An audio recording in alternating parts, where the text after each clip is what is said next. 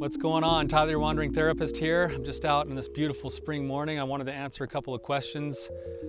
This question that I'm going to answer today comes from Jan. And Jan, I just want to say thank you for submitting the question. Hopefully this will be helpful. I'm just going to have a little bit of a discussion around the topic you sent. So your question is, like many couples, health is always a big topic in my marriage. My husband has passed where he was shamed for his weight, and I don't want to contribute to that shame. However, I really want him to take better care of himself and be more active. What's a good approach for me to bring this topic up with my husband without bringing in shame or guilt?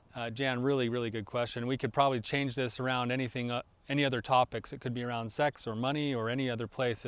This is what's crazy about marriages is that in our marriages, we so often, without even knowing it, have the opportunity to just touch our partner's shameful places without even realizing that we're doing it sometimes. We all come into our marriage with certain kind of weaknesses or struggles or past history or past traumas that lead to some hot spots in our relationships. And the challenge in a marriage is to figure out how to approach those hot spots in ways that can be productive while also being sensitive to the fact that what you're going into is bigger than maybe just the topic you want to talk about. So in your case, it sounds like, your husband is sensitive to his weight. He's sensitive to the way people have treated him as a result in the past with his weight.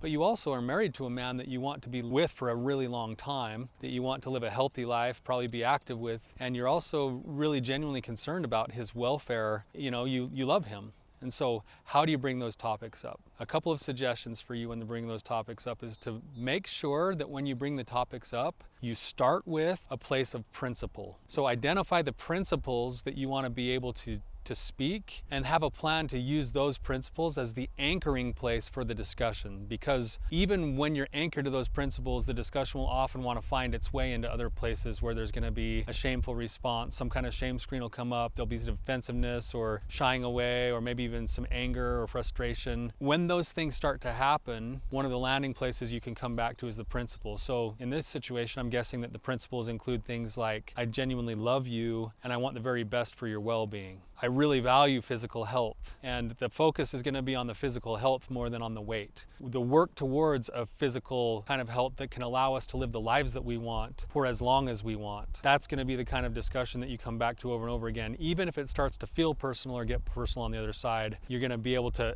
then empathize with what's going on and come back to the principle. So the second part of this that you want to think about is that there's ways to bring up conversations that allow it to last longer and to be more productive. And one of those ways is called softened startup. And the way that you soften your startup is instead of going straight at them and saying something like, hey, you're out of shape, you got to get in better shape, you're going to slow the conversation down and say something more of like, you know something, and how much I love you, I really want to be with you and I want to have a long life with you. Can we talk about something? That's going to be something that preps the conversation and shows that you're genuinely concerned about him. You might even preface that with saying, I know I'm going to talk about something that I know is sensitive for you, and I want you to understand that I'm not doing it from a personal place.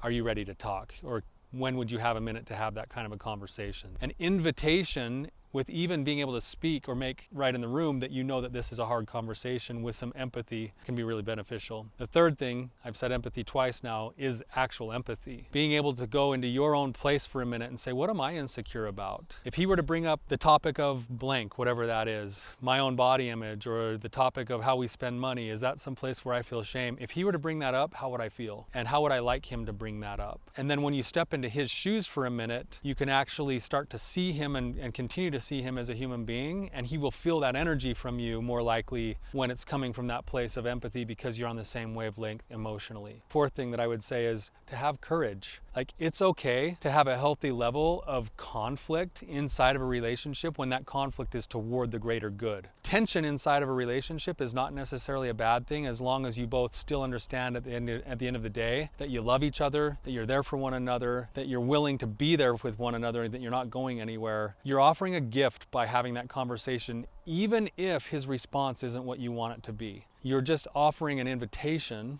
you're having a conversation, and you're showing at the end of the day that you love him, that you want to be with him. And as long as those things are shining through, that's the best you can do. And then you're going to have to surrender the rest of it over to God. The outcome as to what he decides to do or how he responds. He'll get the opportunity not only to maybe think about his physical health, but to also become more shame resilient in the process. So hopefully that's helpful for you. Thanks again, Jan. Have a great day. Thank you so much for being here with me. If you found this to be valuable for you, please hit the like and subscribe button. If you're facing particular struggles that you need help with or roadblocks that you're running into, please submit a question. I'd be happy to answer it for you.